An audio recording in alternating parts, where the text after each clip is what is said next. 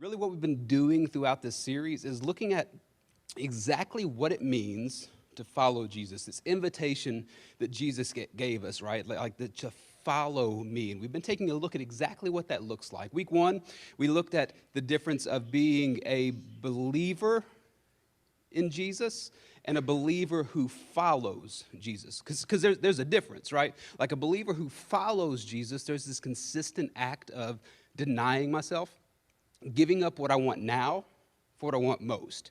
And that's the simple act of pursuing something great, right? So that was week one. Week two, we talked about what our identity is as a Christian. In other words, like, how are we identified as a Christian? Because anytime you interact with someone and you walk away from them, words come to mind. So what is the word that comes to mind? What should be the word that comes to mind after somebody interacts with a Jesus follower? And it's love. Right, it's this thing that Jesus taught us about, not just loving in a way that comes natural, but loving the way that Jesus loved. And this week, I want to start us off with just honestly this truth. This is true for you regardless if you're a Christian or not. And it's this: the trajectory of our life is not determined by our heart. When I say heart, I mean like our intentions, our goals, like, hey, this is where I want to move, like our wants and desires. That's not what determines the trajectory of your life, the direction that your life moves in, the things that we accomplish, like the way we interact in life. That's not what defines it. What does define the trajectory of our life is our narrative. So the trajectory of our life is not determined by our heart. The trajectory of our life is determined by our narrative, the thoughts that we have in our mind, the things that we tell ourselves, the things that we convince ourselves. And here's the thing, like we've all kind of acknowledged this, even if we don't realize it or put words to it like this. Like, have you ever seen somebody in your life, a friend or somebody off in the distance, a family member, something like that? You ever seen them make decision after decision, and typically bad decision after bad decision? What goes through your mind? It's not, man, what's wrong with their heart? No. What we say is, what in the world are they thinking? Like, why would you think that's a good idea to do that? Like, what was going through your brain? I mean, you may say, bless your heart, but let's be honest, that just means you're dumb in a nice way to say it, right? Like, so you're still kind of commenting on the thoughts that are going through their mind. The things that determine where we go in our life, the way we move in our life, the things that we do in our life is our thought process. I'll say it like this: the life we live is a direct result of the thoughts we have. I love the proverb, tells us, as a man lives, so he is, that the writer of that proverb, I think it's Proverb 34, but it's our thought process. And here's the deal, like we've seen people do that, and that's the thought that comes to mind. It's like, man, why would they think that's a good idea? But we've felt the other side of this.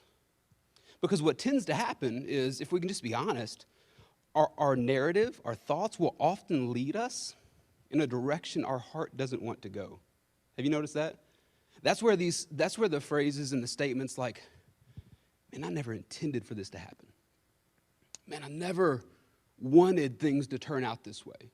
That's because our thought, our narrative has moved us in a direction that our heart doesn't want to go. That's where guilt and shame and regret, that's where all of those things are kind of birthed out of. Our heart wanting to be over here, but the narrative, the thoughts that we tell ourselves move us in a completely different direction. And like we look at the very first example of people, right? Adam and Eve. And you know the story. Like Adam and Eve, here's the thing that we have to notice about that. They were living in perfection. Right, like there was no needs, there was no wants, there was no thing that they desired that they didn't have. They were legitimately living in a perfect world where there was no cats, there was no Walmart, like there was no angry things. Like it was perfection. They were living exactly how God designed us to live. And you know the story. What happened? Along came the snake, right? Like our spiritual enemy, Satan. He came and he planted a thought. He planted this seed. He said, hey, did God really tell you that you can't do this? And she corrected him. No, he didn't say we couldn't do that. He said we couldn't eat from this tree right over here. Well, but then he went on again. A spiritual enemy planted another seed, asked another question, got her thinking differently than what God originally got her thinking there was something different than what God originally intended for. And you know the story, right? Like, you know what happens next. A few minutes later, or we think a few minutes later, we don't really have the timeline for it, but Eve, what'd she do? She ate the fruit, gave some to her husband, and then their eyes were open. They noticed they were naked. They put clothes on, and Adam immediately regretted his decision, right? Like that's the progression of things. But I've read this story so many times, and until this week, I never noticed something on this, right? Like I said, our thoughts will typically move us in a way that we don't want to go. But look what happened here. In verse 2, this is after Satan came to her and said, hey, did God say you can't eat from any tree? This was her response. The woman said to the serpent, we may eat from the fruit of the trees in the garden, but we can't from this tree because what's going to happen? You will die.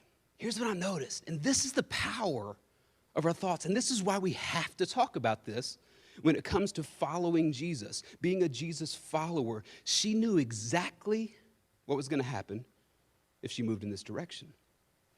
Isn't that a powerful thing? Like, again, we don't know the timeline. I think we typically read it and we think, okay, so there was 6 days God created everything. He rested on the seventh day. And then like at 9:15 Monday morning, here came Satan, eat the fruit. And 9:30, everything just went downhill. Like, we don't necessarily know that. But what we do know is there was a seed that was planted, and the thoughts that lingered eventually led to her action. And it was in a place that not only did she not want to be, but she knew what was coming. But as long as these thoughts sat there, is God holding out on me? Is there something that he's not doing for me? Is there something that I'm missing in all this? Is there something more? Do I have to start looking out for myself? These thoughts made the steps that she take make sense. So, let me ask you, where are your thoughts leading you? If you were, I heard it called this before, if we were to take a thought audit, right? If we were to just kind of get a piece of paper and write, just for the last week, right, all of the different thoughts, but like let's narrow it down, let's just say in a specific area, right, your marriage or in your work or with all of this stuff with coronavirus, this hurricane, tropical storm, this tropicane coming in, like whatever it is, like if whatever your thought process is on this stuff, if you were to write them down throughout just this last week and stand back and take a look at it, where would your life be heading? What direction would your thoughts be pointing you in? Because what we know is this, and it's true for everyone. Your thoughts immediately impact your life. The life that we live is a direct reflection of the thoughts that we think. So for Eve, what was it? It was again, God's holding out on me. There's something more. And just to make sure that we're all on the same page when we're talking about thoughts and things like that, here are some of the narratives that I mean. In your marriage, she's never going to understand. He doesn't care. Man, they just won't get it. I think they're done trying. I'm out. I can't. Like, I can't keep doing this. Or maybe in other areas, right? What are your thought patterns? What is the thought of man, I'm no good. I'll never be what I want to be. I'll never accomplish the things that I want to accomplish. I'll never be able to do that. Man, they'll never accept me. I just don't fit in here. Men. Right? Women just don't understand. Republicans, they're so Democrats. Like, what's your thought process? Southerners, rednecks. Well, go back up north, right? Like that's the thought. Where is your thoughts leading you? And we have to talk about this, especially as a Jesus follower, right? If you're a Christian, what we've just discovered, what we all kind of are on the same page about is you can have a heart completely surrendered to Jesus, but if your narratives are leading you in a different way, your life looks nothing like you. Where are they leading you? Paul talks to us about this, and he draws up this, it's really an aggressive type approach to it. He uses a lot of military, a lot of war type illustrations, not throughout all of his teaching, but specifically about the way that we think. And he uses this terminology because he's setting up that, like, the battle is in your mind, right? Like, your mind is a battlefield. If you grew up in the 80s, you always thought it was love. But no. Love's not the battlefield. Thank you, Pat, right? So, some of y'all don't get that, and just Google.com, you'll get it. But like, we've always thought something like, but Paul is saying, no, your mind is a battlefield. Satan, our spiritual enemy, he's not after your heart. If you've surrendered your heart to Jesus, you know what he can do with your heart? Nothing. He's after your mind. And Paul talks about this. And this is what he says to the church in Corinth. He talks about this very thing, and he says, for though we live in the world, we do not wage war as the world does. And I love that word wage, because that's to initiate battle. To wage war is to be the aggressor. I am not passively sitting back and letting just whatever happens. No, I am going to infiltrate. I am going to move in. And he sets this thought up, right? Like that says, hey, listen, if we are going to do something about this, we have to take charge. He says, but we're not going to do it the way the world does it. We're going to do it a little bit differently. He says in verse 4 that the weapons that we fight with are not weapons of the world. That word weapons is, it's not so much like a spear and sword and stuff like that. These are siege weapons. These are massive tools that you would use to actually take over and conquer. It's not like these are just big weaponry that he's talking about there. And he says, no, we don't use the same weapons that the world uses. On the contrary, they have divine power to demolish strongholds. There's a couple things in this that I really like, just because I think Paul is so on purpose with his words. He says they have divine power. Hey, the reason we don't use the same weapons that you see the world using is because they have limited power, right? Like they have a limited ability to kind of get you to where you want to go. Maybe you've had success with them, maybe you haven't, but we are actually using something that's divine. This God-given strength, the same strength that rose Jesus from the grave. This is what we're tapping into. And they have divine power to demolish strongholds. This is what makes it tough. This is what makes changing the narrative in our mind such a difficult task, is this word stronghold. A stronghold is a fortress. It was usually built by rocks, and its purpose was to keep you from moving forward. It would keep enemies out, and it would keep prisoners in. You would be approaching this thing, and you'd be like, we can't really get around that. All right, like so let's just, it was meant to keep you from advancing, to keep you stuck where you were. And Paul says that we have this stronghold happening in our mind. This thing that has got us stuck, this thought pattern, this narrative. As I was doing some research throughout this week, I came across something really, really interesting as I was learning about the mind and the way it's wired. Like, you, without boring you, doing like I don't even know what kind of lesson that would be. That's biology, right? Like with your brains and stuff? I'm looking at my teacher group, right? And y'all leave me hanging. Come on now. No, so like, I learned something. Like, the way your mind is working, you are constantly connecting the dots. And it's creating these things called neural pathways. These things are connecting good experiences to bad experiences, and it's helping you navigate how to get through. These neural pathways, they aren't something that you intentionally do. It's something that your body is automatically doing. You are learning without even realizing that you're learning. And what it's based off of is trying to avoid bad experiences and move into good experiences. It's this primal nature that we have. This is the very thing that that keeps you from touching a stove twice.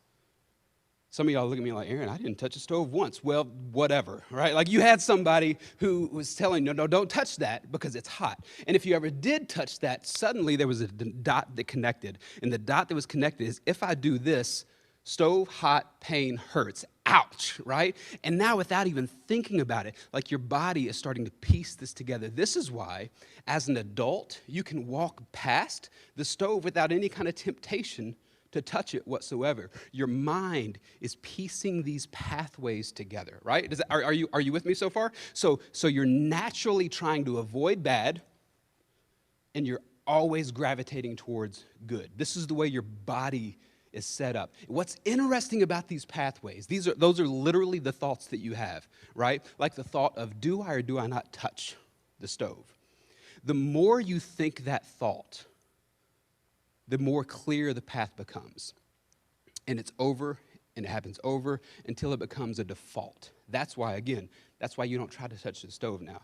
And if you've ever kind of seen kids, like you've seen them kind of working this stuff out in their mind, right? Like they go up and they say, do I touch it? And the reason that is, again, like a pathway. You ever walk through like the tall weeds or grass or something along the lines of that? The very first time you walk through and you kind of create this path, it's not an easy path to walk, right? Like you're stepping on grass and all that. But the second time you walk through, it gets a little bit more clear. And the more you walk that same path, the more clear the path becomes. Make sense? You with me? That's what's happening in your mind without you even knowing it. These pathways. What is making you think the way that you think is life, your experiences, where you grew up, your parents' values, what they instilled in you as a kid, the social dynamics that you've experienced through school, the social dynamics you've experienced in church. All of these different things, your mind is naturally putting them together until it becomes the default behavior. And that's what Paul is talking about. We don't even realize that this seed that was planted has grown into something, and it's become just a natural thought process. It's become a natural behavior. I'll give you an example with me. I really didn't realize that until I was doing some of this studying this week. With me in my life, I grew up competitive, like I played sports. And it wasn't through any teaching of anyone. It's just one of the things that I kind of put together that, hey, winning is good. You know why? Because losing isn't. So that's just one of those things I learned. And so what I started to do is I wanted to perform. Perform harder and you win. Perform better and you win. And so that was just my thought process as a kid. So it was always pushing myself. And that was the seed that was planted. Not that it was bad. It was just something that was there. But as I grew, that seed developed a little bit. And it turned into, perform harder and you'll be accepted. If you're the best on the floor, they're going to like you more. I didn't mean for that to rhyme, but we're Baptists and it just happens, right? But perform harder and you'll be accepted. And then that seed kind of continued to grow a little bit more to make sure you perform harder or you're going to be rejected. Make sure you do better or they're not going to welcome you in. And then today, without even thinking, it's a default thought that I have. After doing anything is, man, that was no good. Come on, I'm really not going to be good enough. And I'm not saying this to try to get any kind of sympathy or anything along the lines of that. I'm just telling you, this is a default thought that I have. Like on Sunday morning, leading worship, or if I teach or something like that, I can come up and I can speak confidently and I can do all this, but then I walk away and 30 minutes later, the criticism starts to hit. And I can be really confident for that one day a week, but the 3 days before and the 3 days after Sunday, my mind goes crazy. And again, I'm not asking for any kind of sympathy. I'm just telling you that this started as a seed. What seed is it that you've bought into? This is why that thought audit is so important. Where are your thoughts taking you? What trajectory is your life leading you on? What trajectory is your life taking that your thoughts are leading you on? And I didn't even realize it. And this is just the thought process. It just happens. And you've got to start correcting it. And that's what Paul tells us. He said, don't sit by passively and just let these type of thoughts take place. Wage war against them. And how do we do it? He says, we demolish arguments. What are arguments? You know because you do it every day on Facebook, right? We are really good at arguing, right? We demolish arguments. It's the thought. It's the supporting evidence of what gives these strongholds strength. right? It's the ideas, it's the, argument, it's the theories behind, it's the convictions that we have, right? We demolish these strongholds, these arguments, and every pretension. These are, how would you word this? What Paul is saying here is we demolish every flawed conclusion based off of false convictions. Does that make sense? We have these conclusions that we have came to based off of flawed evidence. Remember the example of started out, you have to perform better to do better. You have to perform better in order to be accepted. That's a flawed conclusion based off of this thought that my mind was kind of connecting together. And he says, no, you don't settle for that. We demolish these arguments. And I love, like, we've all done this without knowing it. Like, if you ever tried to convince you know how you have to amp yourself up to do something scary, like ride a roller coaster or, again, go into Walmart? Like, you should see the thought process that happens before I have to go into Walmart. But like, so we've seen this take place. We've seen this back and forth, and we just, it's a natural thing that we do. Like if you want to go bungee jumping or ride a roller coaster, right? Like you bungee jump, you sit there and you look at it and it's, man, okay, I'm going to do that. It's going to be fun. Here comes the other side, the flawed conclusion.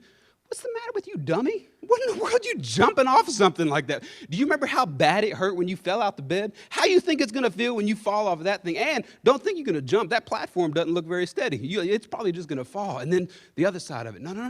Now the other person, like they're walking away from this thing and they're smiling. And then the other side, well, they didn't just eat 4 tacos, right? Like that 4th taco is going to do you in. Like that rope's going to, like it's just this back and forth. It's this argument trying to move ourselves into doing something that we want to do, but our natural dots that are connected are moving us away from it. Paul says we have to demolish those. Like, have you noticed how passive we are with our own thoughts? That's what Paul is telling us right here. Like, you don't have to settle for the thoughts that you think. As a matter of fact, you should argue with the thoughts that you think. You know why? Because we are flawed people. And we demolish these, not with our own logic, but with everything that we know about God. We take in these thoughts, we take in these theories, we take in these flawed conclusions, and we compare them to what we know about God. Example, I'm never going to be good enough. Well, wait a second. What do I know about God? I remember that time that Jesus taught that aren't the birds taken care of, aren't the flowers taken care of, and am I not even more valuable than that? Hang on a second. That's not a God thought. You're weighing out what these different thoughts are. Because again, that's what's going to direct your life. That's what's going to guide your steps. What is it that we know about God? What have you read about God? What have we seen about God through the life of Jesus? That's what Paul is telling us here. He's saying, no. There's this constant desire to correct your thoughts. That's what Jesus came. You remember when Jesus said, hey, the kingdom is near? Hey, no, the kingdom is here. Look, hey, how are you guys doing? You remember Jesus saying that? He's pointing to this fact that he is showing you, he is reflecting to us the way God looks at you and the you beside you and the you at work. And he's showing you the way God kind of interacts with people. And so what Paul is telling us is all of these thoughts that come into your mind, well, like you need to make sure that they are lining up with the way you know God thinks about you, the way you know God thinks about the person you disagree with, the way you know God thinks about the work, or whatever it may be. Like compare these things to the knowledge of God. And then what do? He says we take every thought captive. That's a big word. Because, again, he's using this military terminology. He's saying it's not allowed to roam free. It's chained up. Like you aren't just going to set up shop in my mind, right? Like you can't just build a fire and then make s'mores up there, right? Like I'm taking away your freedom to just move around. I'm comparing it to what I know about God. And then he says this, make it obedient to Christ. Here's what that means. So the thoughts that we have, those feelings, those dots that are automatically connected simply because the world the way the world is. It's your different interactions. It's your different experiences. That's making you think the way that you think. And he says we take every single one of those thoughts and we line it up with what we know about God. And if it doesn't match, we bend it into conformity. We take these thoughts and we correct them. It's what Paul talks about whenever he says in Romans 12:2, he says, be transformed by the renewing of your mind. It's taking these thoughts that are leading us in a direction that doesn't match what God wants for us, and we bend it to reflect what we've seen in and through Jesus. And it's not easy, because you're legitimately creating a new path. And so I'll go back to my experience. Like what I realized this week is this default thought. Oftentimes we sit there and we just kind of let it linger. And it starts to define. It starts to shape. You have to, I've learned, and what I'm practicing is to catch it immediately. I recognize, wait a second, what does God say about this?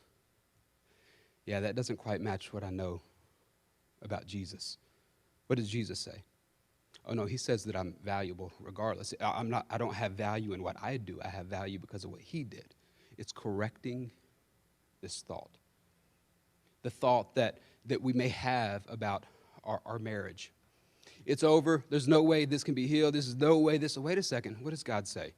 What do we see in Jesus? Oh, wait a second. He's in the business of bringing dead things back to life, right? Like that's what he did. So my marriage, maybe there is hope for it because Jesus is in control. We shape these thoughts to reflect what we see in Jesus. The person who we disagree with, like what is your thought process and how is it directing how you engage with them? This is why it's so important. It's such a big deal, like to go just read through the Gospels, right? And I know how reading is. Like when I do it, like I'll tend to just kind of read to say that I'm reading. But then, like when you get to the red letters, slow down and just like dial in to the interaction that Jesus has with people. Because what that's showing you, Paul would say, it's given you this tool and this ability to take these thoughts and correct them. Not just correcting your thought, but correcting your course. Dial in. This is why worship is so important. Like you've heard us say before, right? That worship literally changes things. Worship changes what's happening around you, not because it's changing the people around you, but because it's changing you. Worship is the act of whenever you come in on Sunday morning and you're having these frustrations at home, you're having these frustrations with kids, you're trying to find one of the shoes, and then you pull it off the other kid's head. Like you're having all of these different challenges. You walk through the doors, all of these frustrations, and immediately our attention is focused this way. And what are we doing? We're correcting this mindset of, man, life is hectic. There's nothing good about this. Everything's going downhill. Jesus, you're great. Great are you, Lord. We're correcting these thoughts, and it changes things. Not only does it stir in the heart of God, yes, absolutely, it stirs God's heart, and it moves him into action, but it's changing you more than it's changing anything else. Like we have to kind of get in this habit, and I'm telling you, it's not easy to do. It's one of the hardest things you will do to change the narrative. First, you have to identify it. So maybe go home and do that, like write down on a piece of paper or something, say, okay, I'm just going to focus in on one area. What's my thought process been? Okay, so when I think about work, these are the words that come to mind. Okay, I thought that. I remember, I thought that. Oh, I'm thinking this right now. Ooh, I'd like to say this. Oh, I can't say that. Hang on, let me erase that. Somebody may read it. Right? Like we write all of these things down. And then you'll start to notice when they come up. Write down the thought process about the pain that you're dealing with right now, about the hurt. Listen, 2020 has been something special. Like, there is so much craziness happening. Like, how are you supposed to know how to deal with it? I've never went through something like this before, right? The combination of all the things that we've been dealing with, like we've got murder hornets or whatever, like whoever named those did a terrible job, right? But you've got all of these things that, and what are they doing? They're connecting these dots. They're shaping the way you think. Fear, depression, anxiety is running rampant in our world right now. You know why? Because there's a lot of stuff to fear. There's a lot of stuff to be anxious about. What are you thinking about all this stuff? What's your thoughts that come to mind as you're thinking about going into hurricane season now? Write them down. Because here's what you're going to see. Those are guiding your path. The thoughts that you have are setting the stones for your footsteps. And it's creating this path. The good news is, and what I think Paul is telling us, is we can reroute that path. So, let me ask you. What's your narrative? What are the thoughts that keep coming to your mind? What has been your thought process in your marriage? What's the reason you're about to tap out? What is it we've been telling ourselves to move us in that direction? What is it about your work that's getting you to a place where you're about to quit?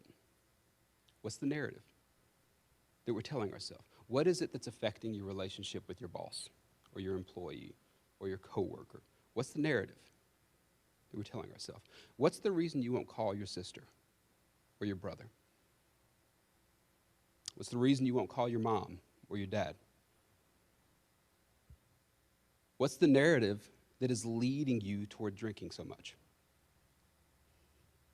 What's the excuses that we give ourselves?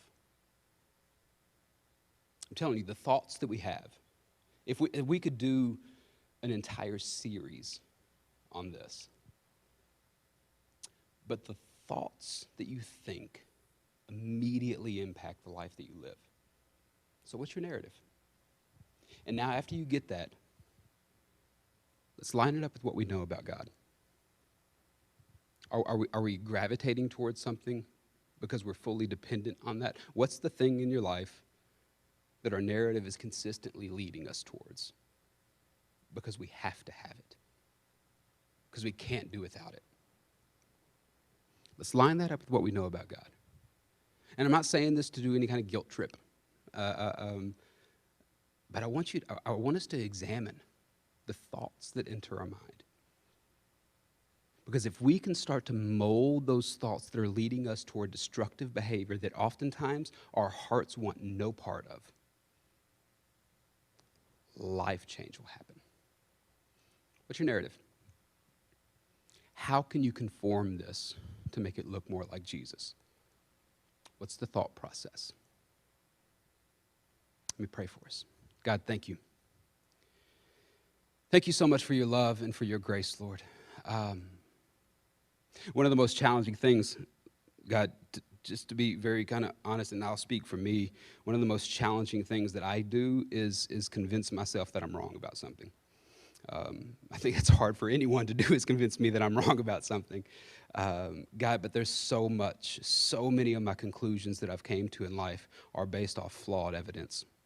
They're based off of imperfections.